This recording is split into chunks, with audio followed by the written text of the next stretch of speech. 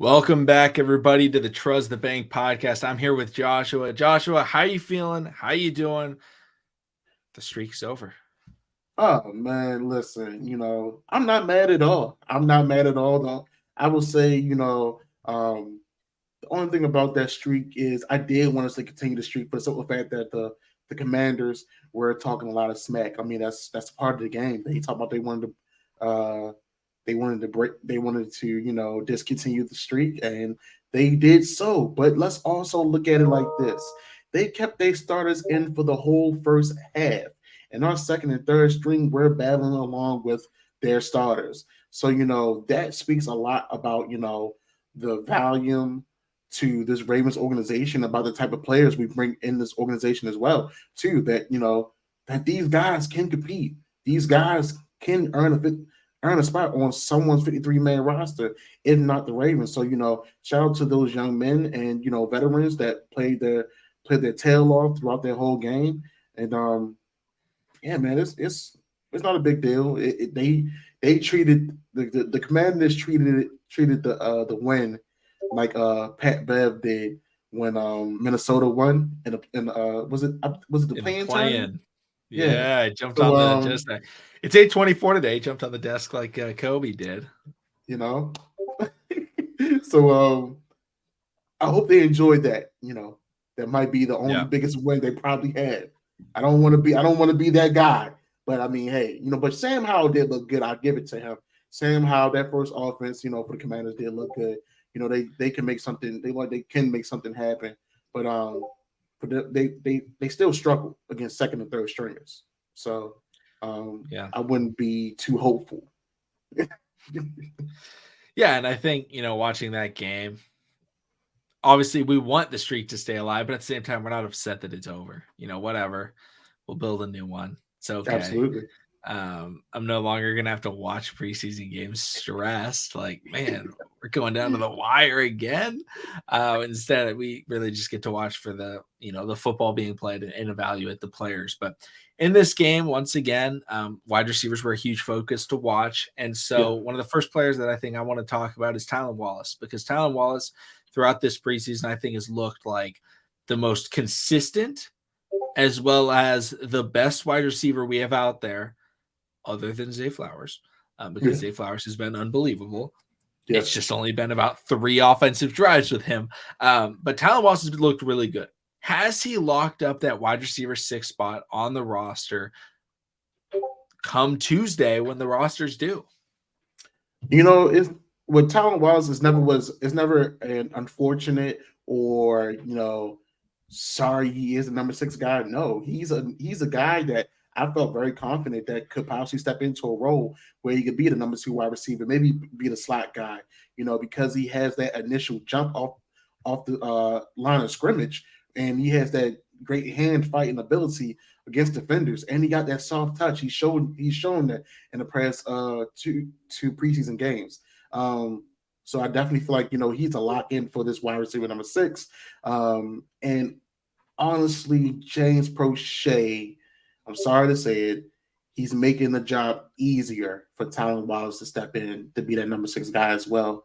Because granted, Josh Johnson, he was under duress when he threw that ball to James Prochet in the end zone, but it fell through the bread basket.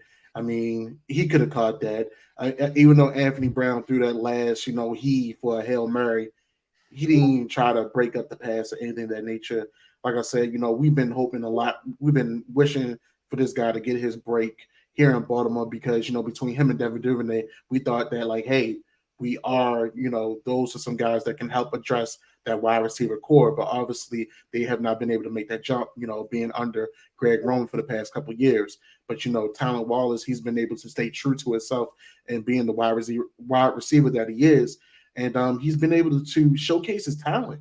And I feel like, he gets that jump. He gets that lock in at number 6, So I don't look at it as a surprise. Some people, we talked about this last week, man. Some people either step up and rise to the occasion, or either they fold when their number is called on. So, when Tylan Wallace's number's been called on, he's been stepping up to the plate, and he's been showing that he can be valuable on on all sides of the ball. Yeah, I think he does provide. It's not like he doesn't provide on special teams. He's a gunner, Mhm. and he's a good gunner on special teams that the Ravens can absolutely utilize.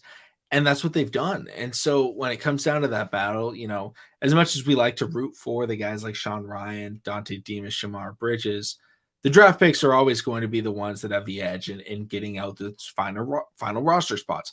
And with the way that players have played, obviously, if Sean Ryan had played in that last game, he could have done more.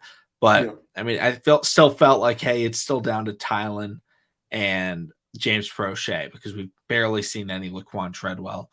I felt like he wasn't really in that mix. So it's like, okay, right. out of those two, and you watch the last couple of games, and you're like, Tylan Wallace has been better in all aspects every single time. And he's been called on plays designed for him twice and converted on those goal line fades where, it's just a back shoulder fade trying to prep for that Odell Beckham Jr. back shoulder fade. And so I'm just like, I'm watching him and I'm like, he is showing that you can count on him. And that's something that James Prochet is doing the opposite of. He's not making extra plays. And it's not like he's making awful, but like the fumble on the punt return, like that was bad. But I wouldn't say his, the interception that happened was a bad play. Like he was just like, oh man, he didn't catch that one. It would have been a tough play. But at the same time, Yeah, it's not helping your case. Like it's like, oh man, we really intercepted on a ball that we threw up to James Prochet where it was catchable. Like, should he have caught it? Probably not, but it should have probably been incomplete. Instead, it just completely falls through the breadbasket and gets interception. You're like, okay, that's not helping his case. And I feel like coming into the offseason, it was James Prochet, Tylan Wallace, and as the games have gone on, it's kind of shifted. And now you're like, hey, Tylan Wallace is doing stuff. We're noticing him. And yeah, James Prochet is like, we're noticing him connected to bad plays and bad things. He's not scoring. I thought when we threw that ball up to James Prochet, I thought it was going to be deja vu because he had he mossed a defender one year in the yeah, preseason against the Commanders, yeah. but it wasn't. And you know what the funny thing is? Every year, who's the hype man out of that wide receiver room? It's been JP2, and Yeah. I would say this has been the only year since he's been here with us. He hasn't been the hype man. You haven't heard about him coming in early, leaving out late. So maybe he's already been mentally defeated. Maybe he's already feel like like, hey, this might be my last year as a Raven. And I know had some other issues off the field that he's dealt with, and maybe he just hasn't been there fully for the game. And sometimes when you're not fully in love with something, sometimes when you're not fully all the way committed, you don't give your full best. And James just haven't gave his, from the outside looking in, he hasn't given his full best. But I know McConnell and myself, we both wish the best for him. We definitely feel like he deserves an opportunity to be on somebody's 53-man roster, because I do feel like in a fresher environment, a better environment for him to actually succeed, I feel like he can do good. Maybe a number 4, number 5 wide receiver on somebody's roster where he can be that quiet assassin type of guy and help move the Yep. chains, and maybe catch those possession catches and be a touchdown machine for someone else's offense, if he's used in a scheme correctly. But yeah, man, Tylan Wallace, he's just shown that he can be a valuable asset to what this offense can bring. So I'm definitely looking forward to see how Tylan Wallace continues to grow, especially as a wide receiver with the Baltimore Ravens, and see what his role will be, in this upcoming season. Yeah, it's just like James Prochet is unfortunate, and it's fortunate for Tylan Wallace. Like that's how these battles come out. Yeah, It's not just going to be everybody walks out happy. It's someone's going to be happy and someone's going to be disappointed. And you always want it to be because someone won it, right? You never want to watch any sporting event where the team that won just won because the other one just messed up so consistently and they didn't even play well.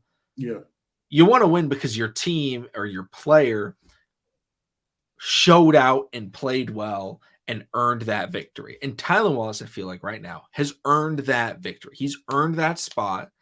And yes, James Prochet has not done great, but it's not like he's just throwing it away and it's, starting fights at camp. He's not one of those guys. Jordan Lasley. He's not one of those guys. Instead, he's just kind of slipping into the back, and Tylan Wallace is taking his moment to show that he belongs on this team and belongs on the Ravens depth chart because he's actually playing well. So, we want this to be an uprooting segment. We don't want this to be James Prochet. Yeah. This is Tylan Wallace. He's showing out and he's showing that he belongs on this team. And we want to give him recognition for that.